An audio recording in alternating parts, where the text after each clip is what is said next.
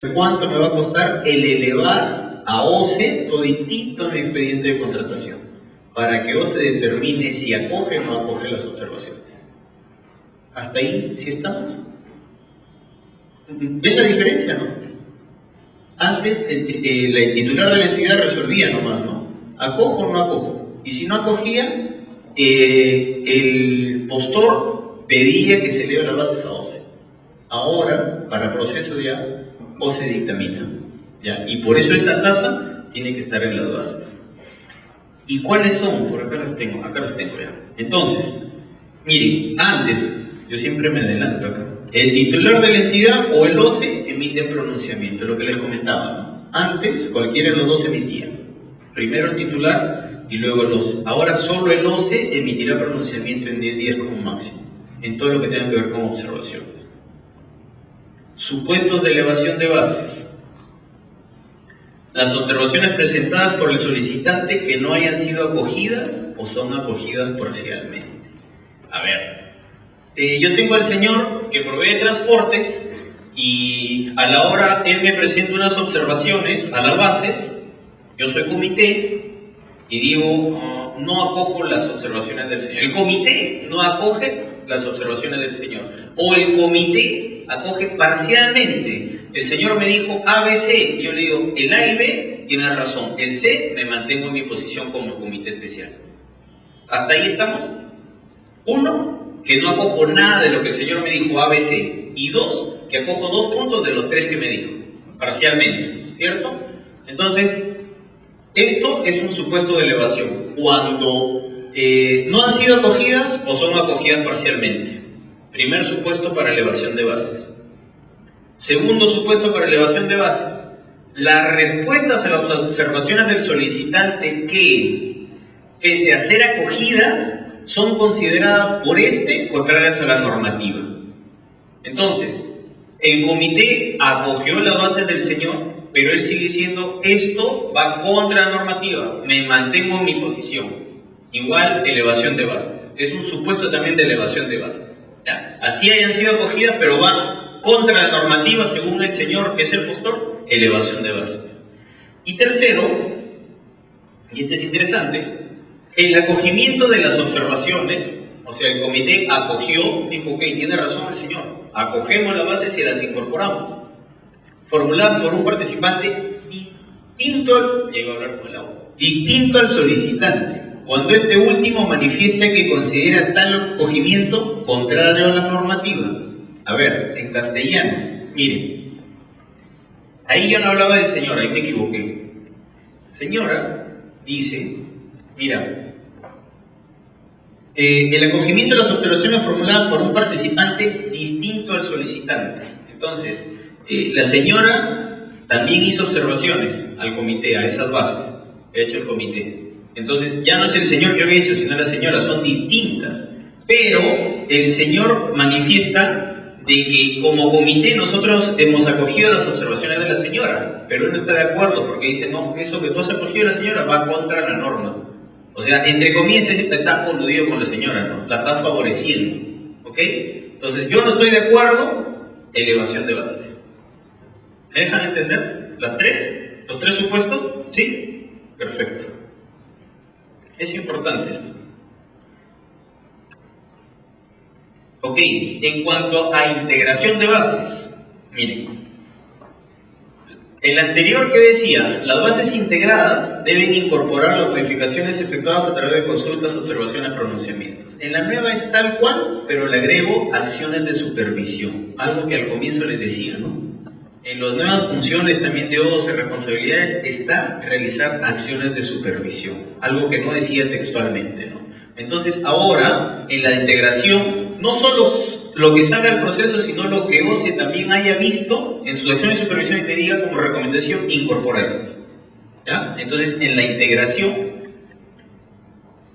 ¿me entienden qué es integración de bases? ¿O les explico? ¿Ah? ¿Sí entienden qué es integración? ¿Lo explico? Ya. Miren, lo que pasa es que durante el proceso, aquí al comienzo, en actos preparatorios, nosotros decimos, muere en aprobación de bases, ¿no es cierto? ¿Sí? ¿Todos acá? Ya. Entonces, acá tú tienes una primera versión de las bases, ¿o no? Que las ha hecho el comité. ¿Sí? Ya está. Estas se convocan, pero acá hay un registro, hay consultas, absolución de consultas, hay observaciones o absolución de observaciones, ¿cierto? Ahí es. Si yo, como hemos visto en los anteriores supuestos, como comité especial decido acoger una consulta o decido acoger dos observaciones, ¿ok? Y no ha habido problemas de elevación, todos están de acuerdo, lo que yo debo hacer es acá incorporar esas observaciones o consultas a las bases originales. ¿Me dejo entender? Eso es integración de bases. ¿Ya? Es las originales más los cambios que puedan darse si yo acogí las observaciones o consultas. ¿Estamos? Entonces, obviamente, si no ha habido consultas o observaciones, las bases son igualitas. Pero igual el proceso de integrar siempre se hace. ¿Ya? Ok.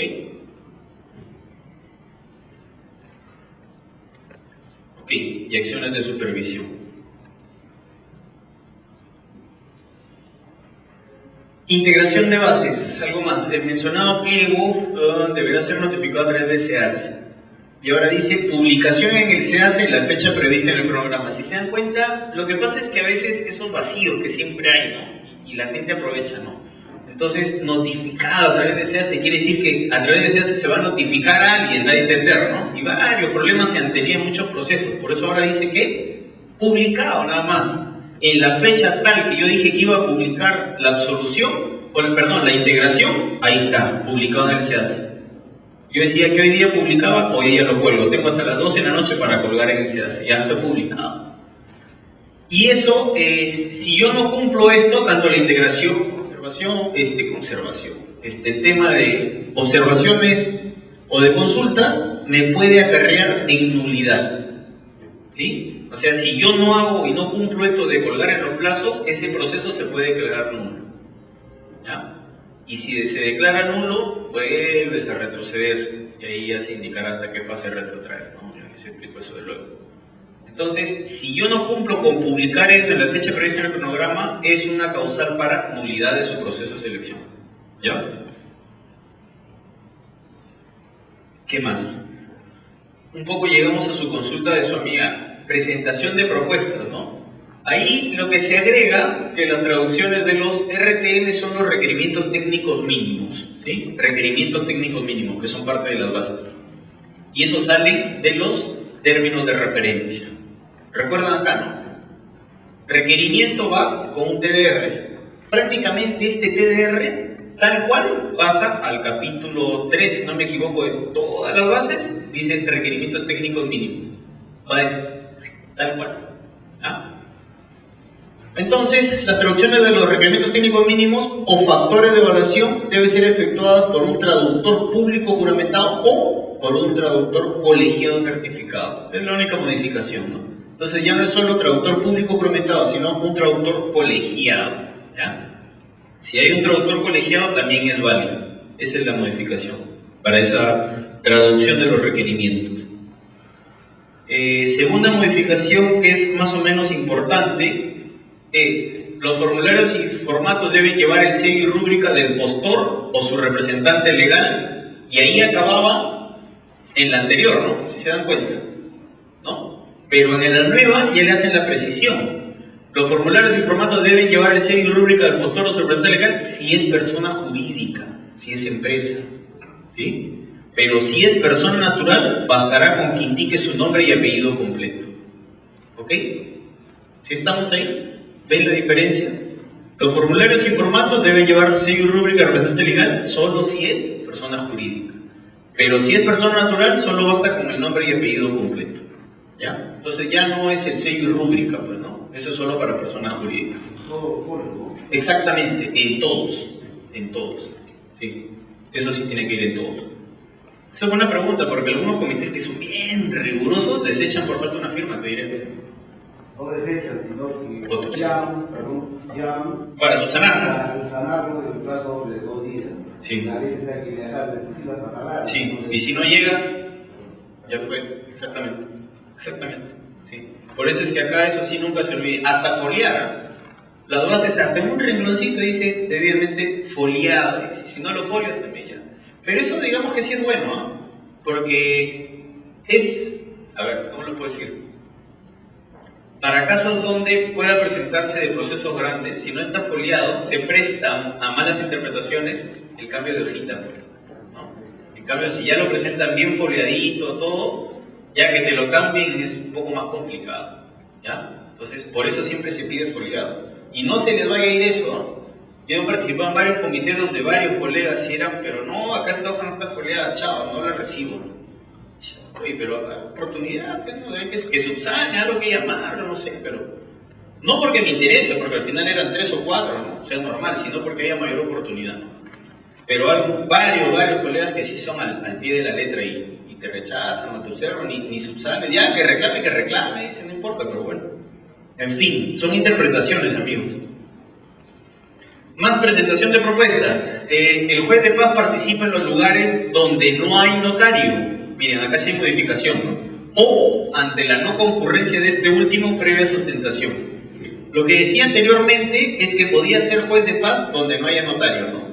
Ahora lo que te dice el nuevo reglamento es lo mismo, donde no haya notario o donde, digamos, el notario público no puede asistir a la hora que tú le está previsto, porque puede ser que en tu localidad haya un notario nomás, por ejemplo, ¿no? O 2 notarios, y que tengan bastante carga y compromiso ya para esa hora, y por lo tanto no puede ir. Tú tienes que sustentar que has ido, lo has citado, le has dicho, y él te demuestra de que no puede ir porque ya tiene compromisos para ese día y esa hora. Obviamente ahí llamas a un juzgado de paz, ¿ok? Eso es lo que te dice el nuevo reglamento, que no te lo decía anteriormente, ¿no? Solo cuando no hay notario. Ahora te dice, no, sí hay, pero este no puede concurrir, igual, juez de paz. Acreditación de representantes, lo que hablaba su compañero. El anterior que decía, ¿no? Cuando el participante no cumple con acreditarse en el acto público conforme al reglamento, no se recibe la propuesta. Miren, no se recibe la propuesta. ¿Qué dice ahora? Si la acreditación del participante es rechazada por el comité especial, se deja constancia en el acta y los sobres van a custodia del notario o juez de paz. ¿Por qué será eso, no? ¿Por qué creen? Por lo que sigue por acá. En las 2 que siguen, ¿no? No está regulada la acreditación de representantes en un consorcio en un acto público. Solo se exige documento registral vigente. Eso decía el anterior. ¿Qué te dice el de ahora? La propuesta de un consorcio puede ser presentada por el representante común o uno de los integrantes del consorcio. ¿Sí? Ahí ya te está diciendo, si eres un consorcio, por el representante común o uno de los que pertenecen al consorcio, él puede ir y te puede presentar la propuesta. ¿Ya? Eso es lo que dice el nuevo reglamento. Y el documento registral, porque eso sí te piden, ¿no? El documento registral, antes que te decía, vigente, nada más. Ahora te dice vigente, pero expedido con una antigüedad de 30 días. Usualmente eso solicitaban, a veces, por eso es que ya se incluye. Entonces las lecciones lo que te decía es que muchos de ellos de ahí iban con documentos de 30 días, ¿no? Pero algunos no, entonces lo que es, o sea, que veo pertinente ahora es, ese documento registral tiene que tener una antigüedad de 30 días, si no, no te lo van a aceptar, ¿ya? Entonces, pueden presentarlo de consorcio por un representante común nada más, o integrante de consorcio. Subsanación de propuestas en 1 o 2 días desde la notificación. Puede subsanarse en el mismo acto, también en el acto de presentación, ahorita les voy a indicar cuál es, y la subsanación no debe alterar el alcance de la propuesta, ¿ya? ¿Qué quiere decir esto? Que tú no vas a subsanar un documento que vaya por encima de lo que te están pidiendo, obviamente. O sea, la propuesta no puede ser modificada por el documento que vas a cambiar. Si no, eso sería un tema de desventaja, pues, ¿no creen? Porque tú estás presentando algo que te observa y luego vas a tener que subsanarlo, ¿no es cierto? Pero el otro ya presentó tal cual. Lo que es, si tú vas a presentar otras cosas, no sería, ¿cómo te puedo decir?, equitativo, justo, ¿no? Entonces, acá lo precisan. ¿Y cuáles son? Miren, antes decía, solo se puede subsanar errores y omisiones en los documentos presentados. Solo decía eso. Ahora te dice, además de los errores u omisiones, se podrá subsanar la omisión de documentos, o sea, de los requerimientos técnicos mínimos, emitidos por autoridad pública nacional o privado ejerciendo dicha función, ¿no? ¿Qué quiere decir esto? Te olvidaste de, o hay una observación al requerimiento técnico mínimo porque no lo has puesto, no lo has adjuntado, o tiene algún error de legibilidad, no lo sé, y el comité no te lo quiere aceptar, tú lo puedes subsanar, eso de ahí. ¿Ok?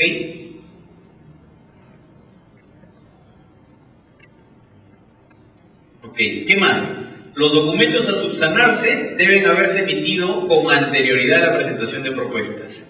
Esto sí es clave, ¿no? Obvio, pues, porque si mañana es la presentación de propuestas y yo no la puse y por eso el comité está que me observa y no me quiere aceptar, me dice, ok, subsana, ya.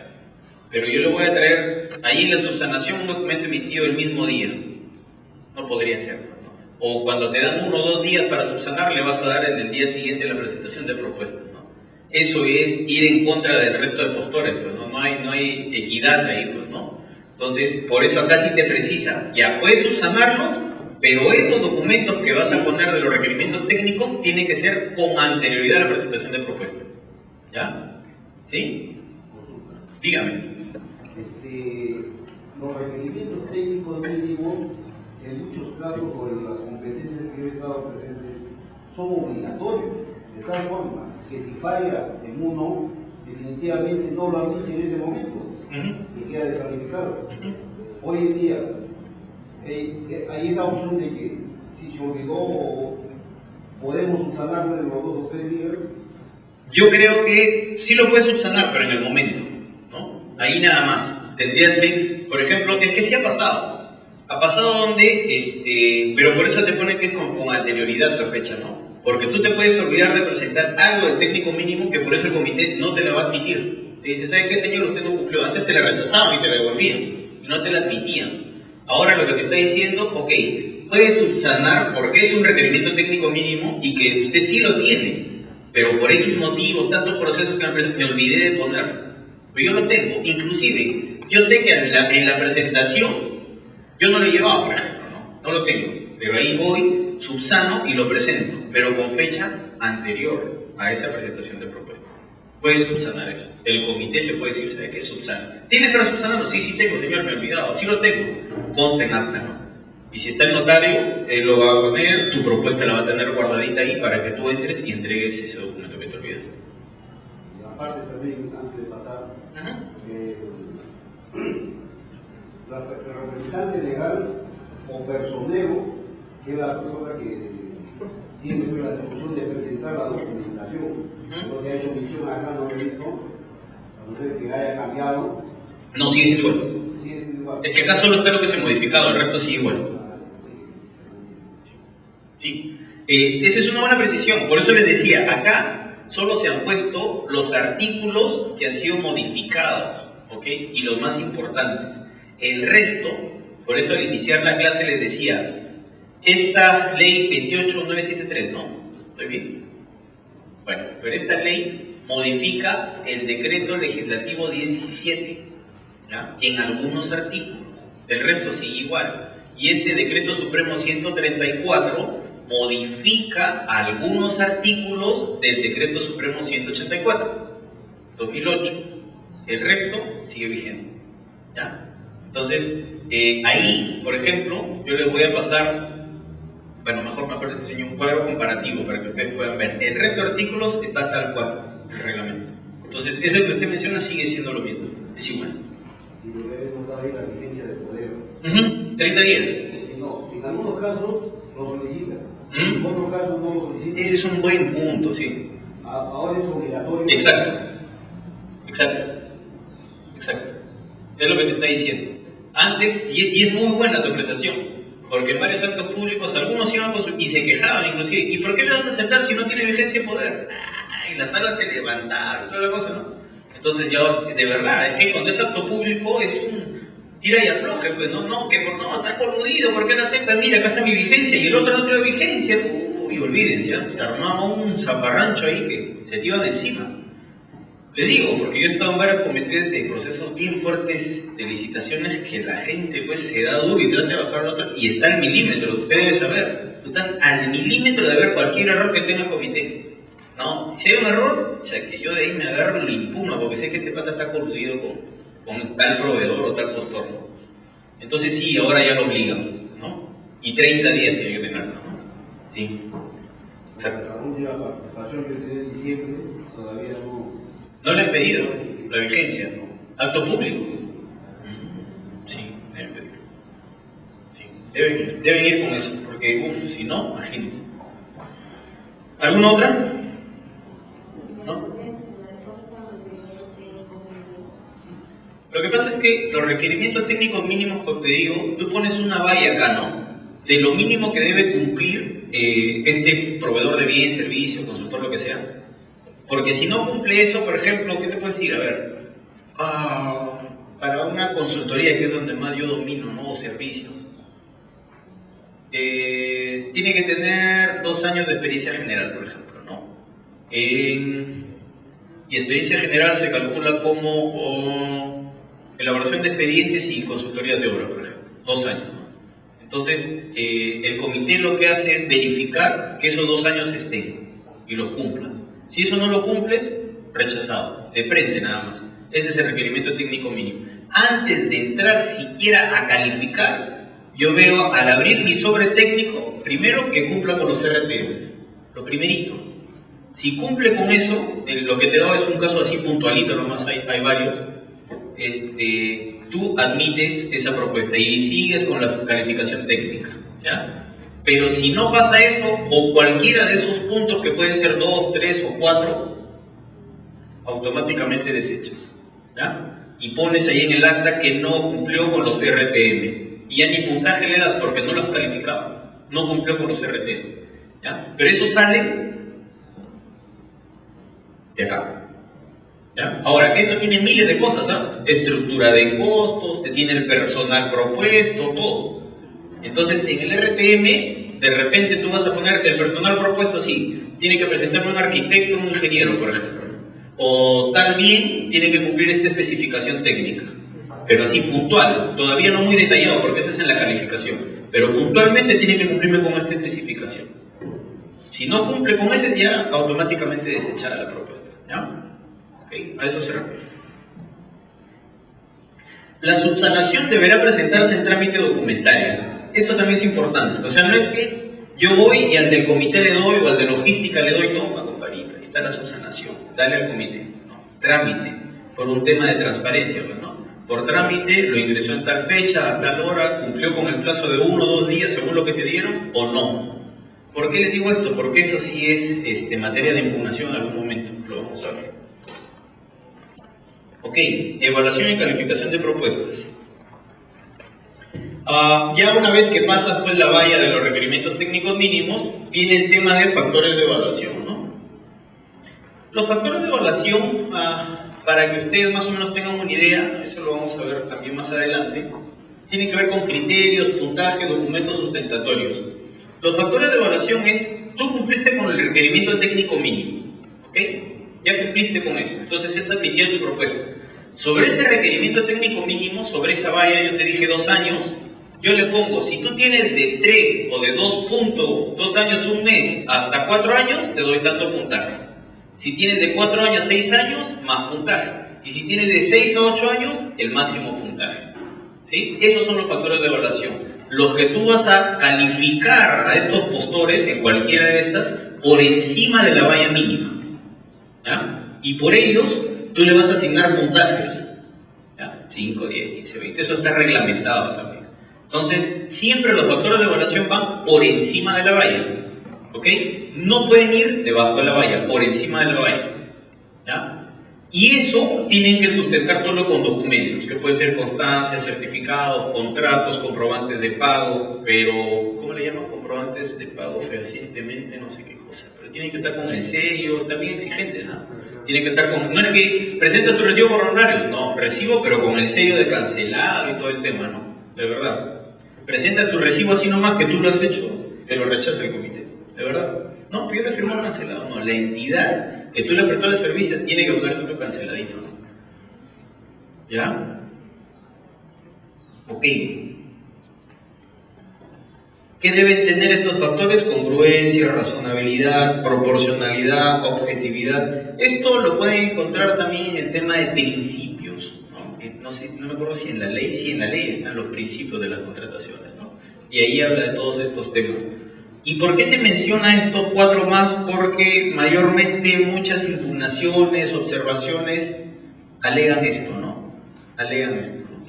Va en contra del objeto del proceso, no está siendo proporcional el factor que están poniendo porque lo direcciona para tal, me descarta por esto, hay miles de cosas ahí. Y acá está un poco lo que, no sé quién hizo la pregunta, pero me parece que tú hiciste la pregunta, ¿no? Algo de los calificados, pero bueno. En servicios es obligatorio la experiencia del postor en actividad y en especialidad. A ver, en actividad es la experiencia, digamos, en general dentro del objeto, ¿no?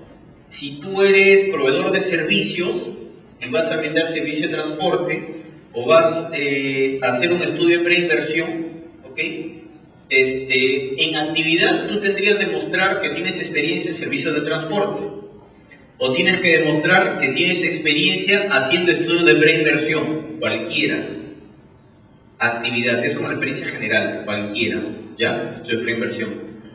Y en la especialidad es puntualmente el servicio de transporte que requiera ya esta entidad. Transporte de material, transporte de algo bien, qué sé yo, ¿sí? Transporte de residuos sólidos, ¿qué servicio de transporte me da el señor? Específicamente ya relacionado con el objeto del servicio. Y en estudios de preinversión, si sale convocado un estudio para hacer un proyecto de educación, en la especialidad ya tendrías que demostrar tu experiencia en estudios de preinversión de educación. ¿Se dan cuenta de la diferencia o no? Actividad, estudio de preinversión en general, transporte también en general. Pero si es especialidad, estudio de preinversión de educación puntualmente, eso es lo que tienes que demostrar. Y servicio de transporte en la materia que lo están contratando el señor. ¿Sí? ¿Me dejo entender para todos o no? De actividad y especialidad. ¿Sí? ¿Seguros todos? ¿O se repite? ¿Sí? ¿Se entendió? ¿Sí? Ya, seguros. A ver. Hay otros factores como el cumplimiento de servicio. Este es bien complicado. Porque muchas veces, y se lo digo personalmente, ¿no? En alguna época que se me dio por ser consultor, nunca yo pedí esto, ¿no? Yo siempre, mi contrato ya está, yo tranquilo. Pero no pedía mi constancia de cumplimiento de servicio. Nunca la pedía, la verdad. Cuando sale esto y me entero que se tuve que ir a tocar y ya los funcionarios, ¿dónde estarían? Pues, ya pedí por MECEPAR, todo el trámite, ¿no? Porque cuando conoces al funcionario, por lo menos este lo tramite y todo, pero si no lo conoces por MECEPAR, es que pídenme que me den. Entonces, recomendación: si ustedes son consultores o han hecho, pidan de arranque su cumplimiento de servicio. De frente, pidan siempre. Así no sean ahorita consultores, de repente mañana más tarde lo son. Pero esto les va a servir, cumplimiento de servicio. ¿Ok? Y hay otra, inclusive por ahí, no en esta, pero que habla de que no hayas incurrido en penalidades. ¿Han escuchado eso o no? Que no hayas incurrido en penalidades. Que ya no es solo cumplimiento de servicio. Quizá en esta nomás la matan porque yo pedí eso, ¿no? Oye, ponme que yo cumplí bien, porque en realidad he cumplido. Y como no he tenido penalidades porque cumplí en el plazo, en el mismo documento mátame 2 pájaros de un tiro. He cumplido bien y no me se aplicó ninguna penalidad porque yo en los tiempos he presentado. ¿Me entiendes? Eso también alguna base lo mide. ¿Ah? ¿Alguna pregunta? No. ¿Una penalidad inhabilita para que una empresa postora se presente? No, para nada. No inhabilita, no. Pero a la hora de la evaluación sí te quita puntos. Porque tú de repente acá, en la actividad o especialidad, tú has presentado un contrato X, ¿no? Pero si te piden esto de cumplimiento o que se incurrió en penalidad, a la hora de calificar la penalidad te va a bajar puntaje porque si no te lo van a considerar. Y si todos se incurrió en penalidad, entonces en ese rubro de penalidades tú vas a obtener 0 puntos, ¿no? Pero el resto sí te califica. No te inhabilita para nada. No tiene nada que ver. ¿Okay? ¿Alguna otra pregunta? ¿No? Seguimos. Personal propuesto para la prestación del servicio. Acá entra todo el tema del personal que necesitarías. ¿Y dónde va eso? ¿O de dónde sale eso, perdón? Exacto. Pero más que el requerimiento del término de referencia que va junto al requerimiento. Nunca se olviden eso, ¿eh? Por eso es tan importante hacer un buen término de referencia, que ya les hablaba yo desde el SNIP, ¿no? Un buen término de referencia es clave. Mejoras a las condiciones previstas, que también te pueden pedir, y otros factores como equipamiento. Esto para mí es un saludo a la bandera, pero bueno, ahí lo mantiene, y es facultativo, pues, ¿no? Evaluación de la experiencia es facultativa en arrendamiento de inmuebles. O sea, esto de acá, en servicios, en lo que es arrendamiento de inmuebles, es facultativo. Básicamente por acá se mueve, pero también les puse el tema para consultorías. ¿Qué les puse en consultorías? Quiere decir que experiencia en la actividad, obligado. Experiencia en la especialidad, obligado. Experiencia y calificaciones del personal, obligado. Mejoras a las condiciones previstas, obligado. Solo es facultativo esto, el objeto de la convocatoria, equipamiento, etc. Y adicionalmente podrá considerarse el cumplimiento del servicio, que yo les aseguro que esto todos lo consideran. Así sea facultativo, todos te están poniendo eso. Miren todas las bases que quieran, me van a dar la razón. Todos te ponen cumplimiento del servicio, absolutamente todos. Bueno, puntajes, esto lo van a poder ver en el reglamento, el que quiere explorar, pero para que tengan una idea, para consultoría, justo experiencia de la actividad de especialidad de 25 a 35, el personal propuesto de 30 a 40.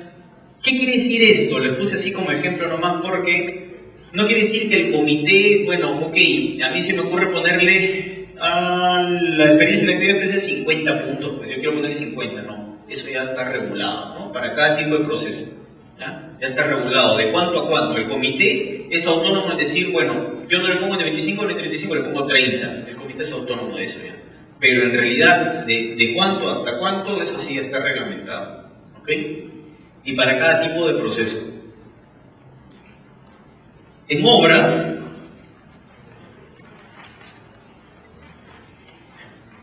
todos los factores son obligatorios, dice, ¿no? En obras en general, en obras similares. Esto es como la actividad y la especialidad, sino que en obras le llaman generales y similares, ¿no? Y su nombre ya lo dice, ¿no? General, todo tipo de obra, ¿no? Y similar, si yo voy a hacer un estadio, tengo que haber hecho obras de infraestructura deportiva, ¿no? De repente estadios, de repente coliseos, ¿no? De repente piscinas, qué sé yo, son similares, ¿no? Ahora que nos está viendo esto los bolivarianos con varias entidades, ese era un tema bien álgido, ¿no? Varios procesos desiertos en los bolivarianos. Tanto acá como en Huachaco, como en Lambayeque, hay varios procesos, en fin. Experiencia y calificaciones del personal profesional propuesto y cumplimiento de ejecución de obras, ¿no? Ya está todo como obligatorio, ¿no? Todos los factores son obligatorios. Y acá también le agregan el tema de penalidades. Una acotación acá que les podría hacer es que en las adjudicaciones de menor cuantía, y si no me equivoco las directas selectivas también, no se hace evaluación técnica, se pasa de frente a la económica, ¿no? Para obras, ¿no? Para obras, en procesos de directa pública y licitación pública, sí se hace todo este tema, ¿no? ¿Ok? Pero para adjudicaciones de menor cuantía y directa selectiva, de frente, paso al sobre económico, no presento nada técnico, solo la valla mínima, el requerimiento técnico mínimo, y de ahí la apertura de sobres es el económico nada más, ¿ok? Esto es parte de ¿qué propuesta? La técnica. Siempre hay un sobre de propuesta técnica, ¿no es cierto? Y un sobre de propuesta económica. ¿Ah? Ahí vamos a ver el tema de garantías también, que varió algo que es importante. Esto es bien bacán. Miren. Y esto también va un poco lo que les comentaba, ¿recuerdan de las empresas nuevas? Cómo van ganando experiencia, derecho de piso, van acumulando su sol por sol. Acá también, miren, ¿por qué? Miren. Dice, en consorcios. ¿Sí saben lo que es consorcio? ¿Sí? Una empresa B se une para acumular justamente experiencia y pueden alcanzar, pues, ¿no? El monto, el valor referencial. ¿Ya? Entonces, a ver, el proyecto dispone de la evaluación de la experiencia de los integrantes de un consorcio conforme a las obligaciones que estos asumen en la asociación, las mismas que deben constar en la promesa formal de consorcio. Cuando tú te presentas a un proceso de selección, te presentas con una promesa formal de consorcio. Es un anexo, tú firmas, todo. Si tú ganas, ya esa promesa formal de consorcio tienes que ir y elevarlo pues a registros y todo, y eso tiene que quedar constituido, el consorcio en sí, ¿ya? Con los porcentajes de participación y todo. Pero miren, ¿cuál es la gran variación? Antes, no, bueno, acá no es actual, error de tipeo, es anterior, ¿no? Y tampoco es propuesta, ya es modificado.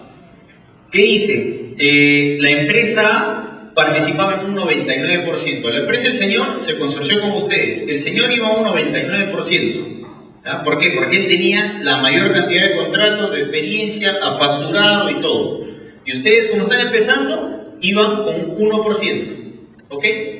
Entonces, el señor tenía una experiencia de 20.000. Ah, no, pero acá es al revés. Ya. Y acá 400.000.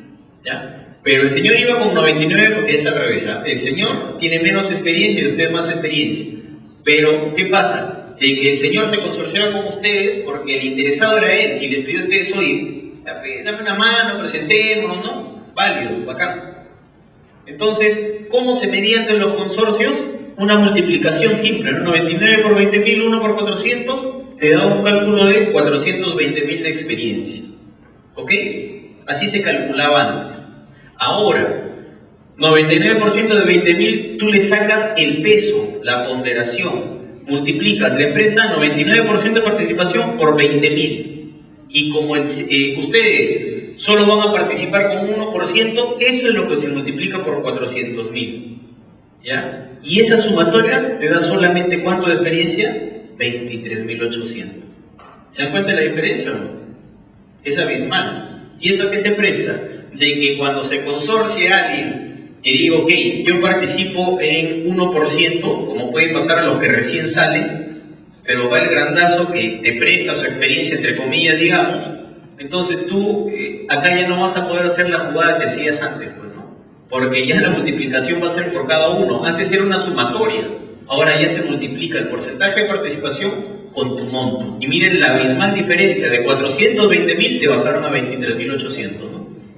¿Se dan cuenta? Entonces ya ese es un tema que ahora cambió para el tema de consorcios. Ok, entonces acá sí quedó claro este tema, ¿no? La diferenciación ahora de acuerdo al porcentaje de participación se va a multiplicar por pesos en consorcios, ¿no? Ya no va a ser la simple sumatoria, sino es multiplicación de porcentajes. ¿Ya?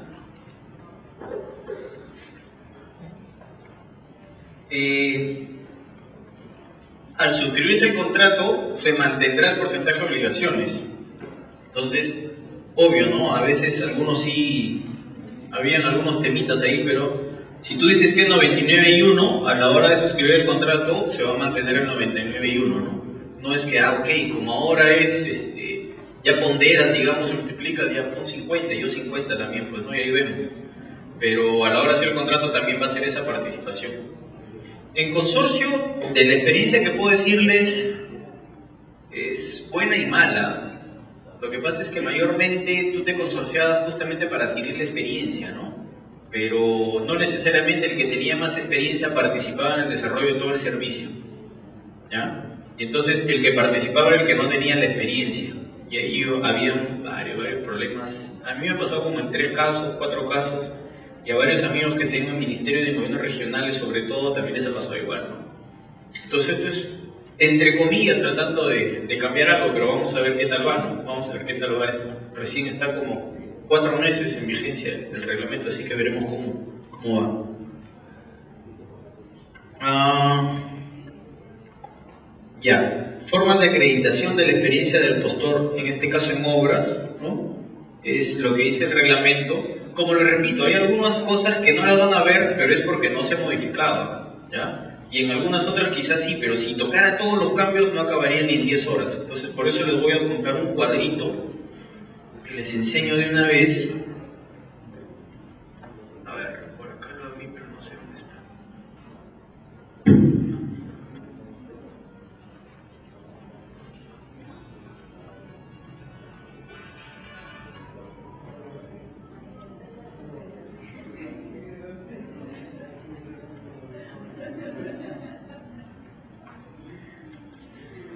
Ok, este cuadro es el que le voy a pasar a la organización para que ustedes lo puedan tener. Y miren, acá es un cuadro comparativo, ¿no? El anterior y el nuevo. Y si se dan cuenta, acá en otro color está lo que se ha agregado, lo que se ha puntualizado, lo que